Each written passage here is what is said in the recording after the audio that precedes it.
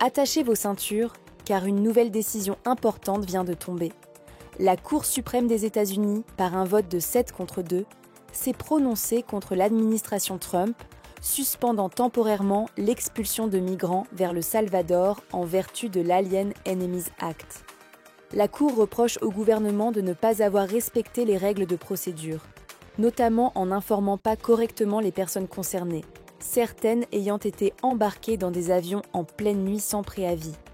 Il s'agit de la décision finale dans une affaire entamée il y a quelques semaines, lorsqu'à 1h du matin, la même majorité de juges avait déjà stoppé des vols en urgence. Les juges Samuel Alito et Clarence Thomas sont restés opposés à la décision, comme précédemment. Ce que la Cour reproche au gouvernement Trump est grave. Avoir agi de manière secrète et précipitée, tentant d'expulser des gens alors que des recours étaient encore en cours devant les tribunaux fédéraux.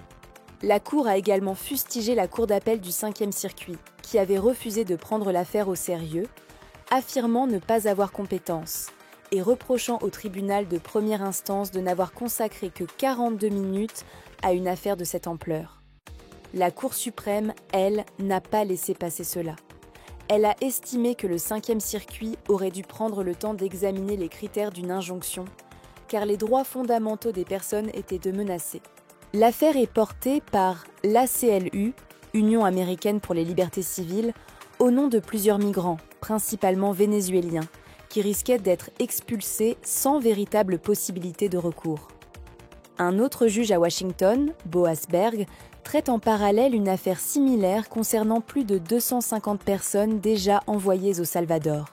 La Cour suprême a donc décidé de geler les expulsions des personnes concernées aux États-Unis, le temps que la procédure d'appel soit correctement menée. Elle a également accepté d'examiner si l'utilisation de l'Alien Enemies Act par Trump était légale. Cela signifie que l'affaire ira jusqu'au fond du débat juridique. Ce que la Cour critique aussi, c'est la manière dont l'administration a donné un simple préavis de 24 heures aux personnes expulsées, souvent dans une langue qu'elles ne comprennent pas bien et sans accès adéquat à un avocat. C'est une violation des protections du 5e amendement sur la procédure régulière.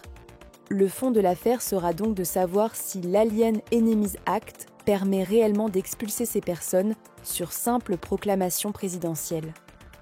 En attendant, l'injonction reste en place. Cette affaire s'ajoute à une série de revers juridiques récents pour Trump. Déjà 4 décisions de la Cour suprême contre lui sur des sujets similaires, immigration, expulsion, droits procéduraux.